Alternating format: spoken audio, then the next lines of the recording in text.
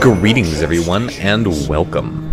I'm your host, Captain Rye, and in today's video, I am back in one of my favorite Tier 6 premium cruisers, HMAS Perth, here in World of Warships. As the battle gets underway, it's Trident, it's Epicenter, it is a Tier 6 maximum battle, and looking at the team's lineup here, each team only has one destroyer. Although, as I casually mentioned in chat, because the Perth has certain capabilities, which we'll go into detail in this video, the Perth is basically like a destroyer, and both teams have at least one Perth. Although, I didn't realize it at the time, my team actually has two Perths, so my team arguably has the destroyer advantage. Now, there's a reason why I say this ship is very much so like a destroyer, and mainly it's down to its smokescreen. The fact that it's got pretty low concealment for a cruiser at 8.7 kilometers, and has 8-kilometer torpedoes. Enemy Nuremberg pops up here. He's the first ship spotted, and he's got himself a major problem, being, of course, the first ship spotted.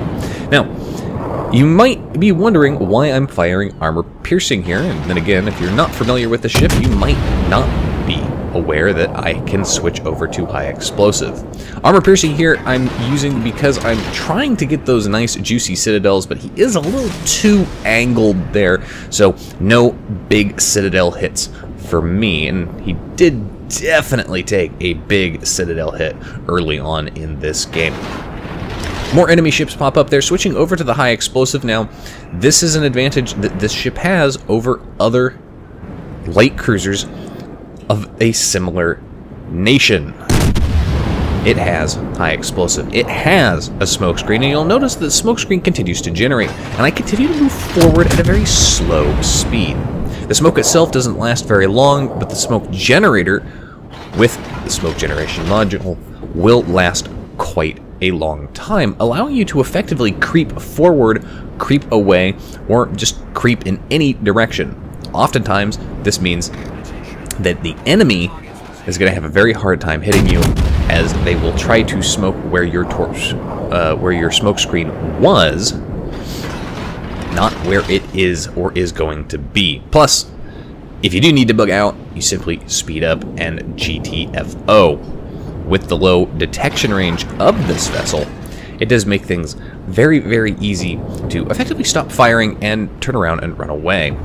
The concealment of this vessel is paramount, as unlike British light cruisers like the Leander, you do not get a heal.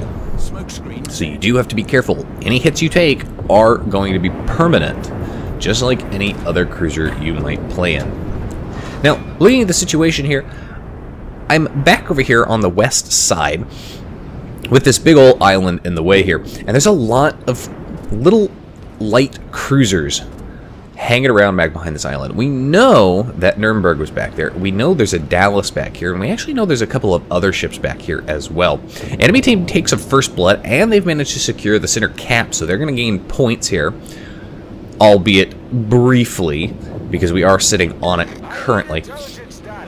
And they are going to have a points lead here by taking out that friendly battleship.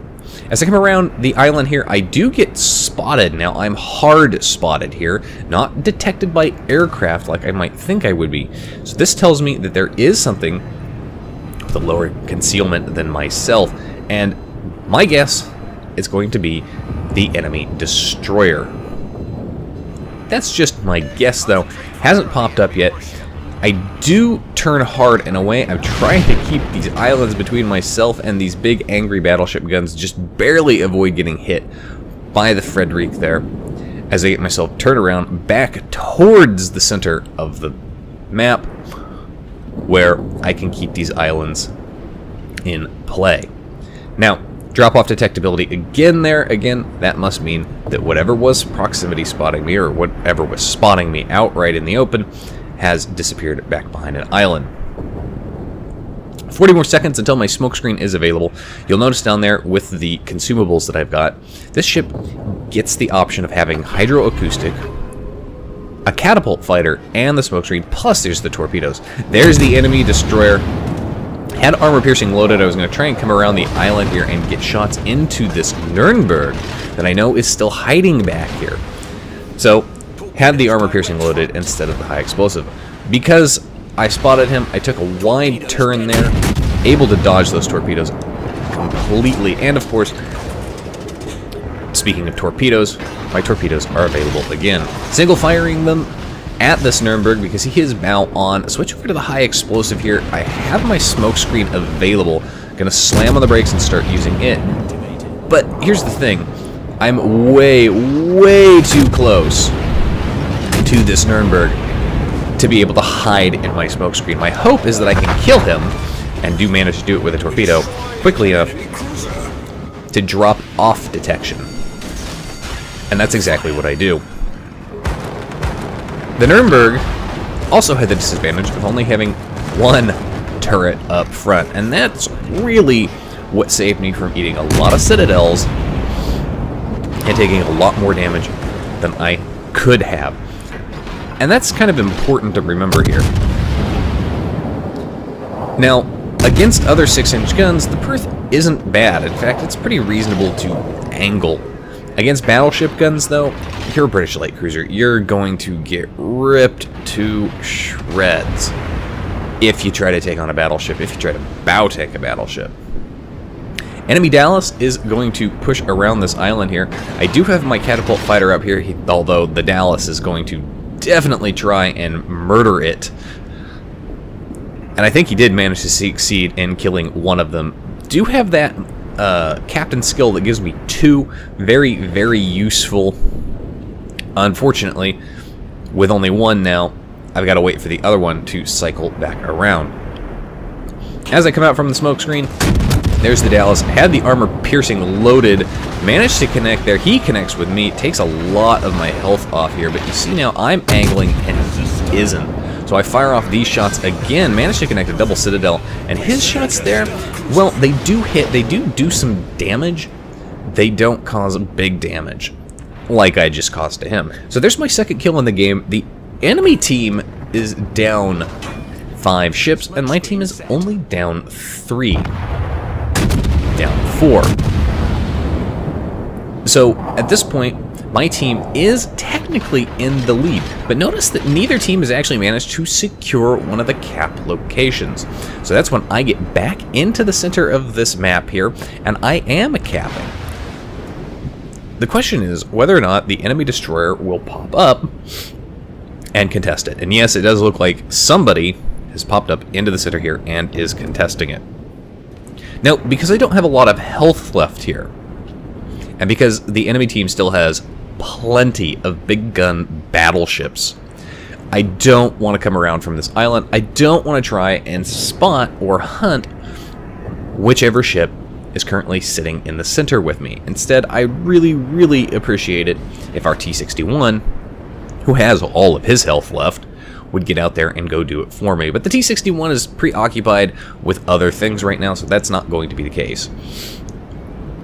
Instead, I'm going to back off, continue to use this island as cover. And this is a fair and valid tactic if you are in a light cruiser and you do not have a lot of health left, to just go ahead and sit back there. You're no use to your team dead, and if you can sit back here and bide your time and wait for targets of opportunity to present themselves, well, you can at the very least prevent the enemy team from capping a location here in epicenter mode, or even in nomination mode if you're one of these locations, just using the island for cover. Now I'm going to push up here, and I'm out of range of this Frederick, in the respect that I'm outside of my detection range. Now I fire, and if this guy had his guns pointed my direction, and it does look like he's got his guns pointed in my direction, and sure enough, here come these shots. So I fire again because I'm already detected.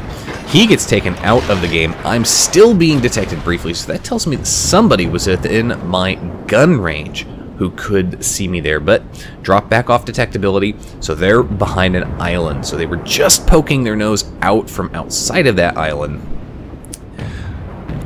And that's probably going to be the destroyer.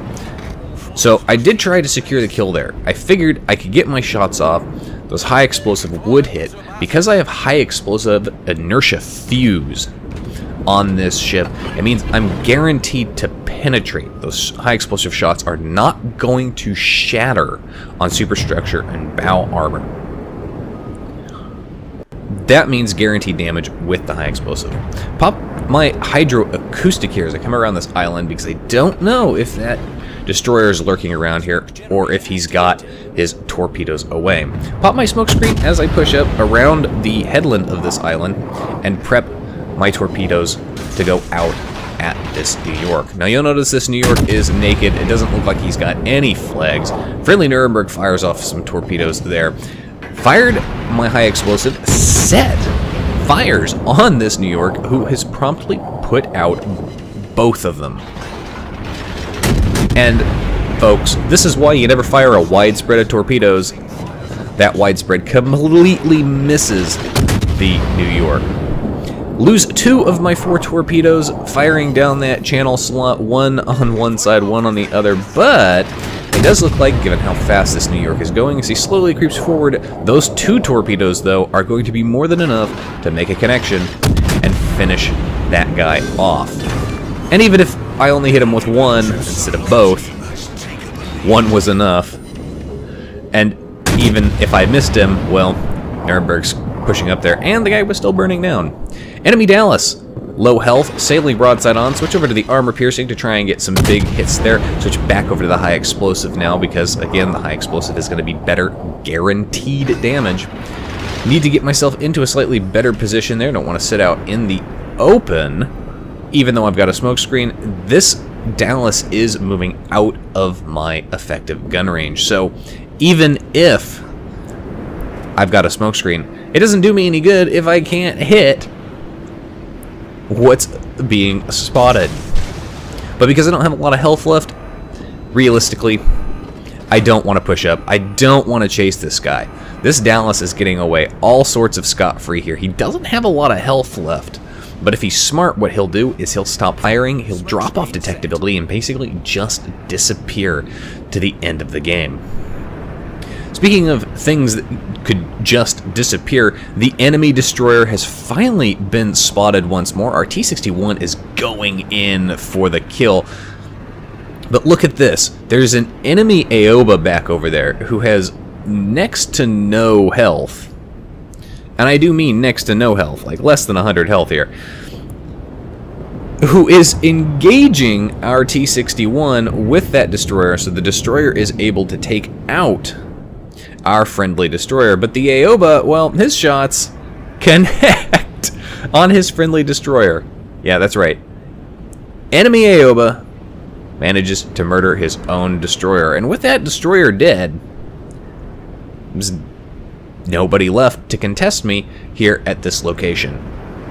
My smoke screen's not up for another minute and a half, but because I know there's at least 2 very, very low health cruisers, I'm feeling pretty bold. I've got the health. The question is whether or not I can spot these cruisers and snipe the kills on them, which would make me absolutely happy, and that's when the Aoba pops up. Now I have my high explosive loaded, so I fire at him. He's broadside on. That's when the Dallas pops back up. He's fired again. 6 seconds to reload these 6-inch guns. There's a fire set on the Aoba. That burns him down. He's not able to hit the repair key quickly enough. But speaking of being quick enough, as I connect, there's high explosive rounds into the Dallas for my Kraken Unleashed, and a double strike for killing 2 of them within 15 seconds. Tried to secure the kill on the battleship there, but he's already dead. And now, the only other thing that could possibly shoot at me, well, he's back behind an island. I can't shoot at him. He can't shoot at me. He's just barely inside my gun range. Anyway, and now my team has all of the bases. And this guy is pretty much dead. He's being shot at by multiple people, and he's on fire. The only question is, who is actually going to get the kill? It is our friendly Dallas.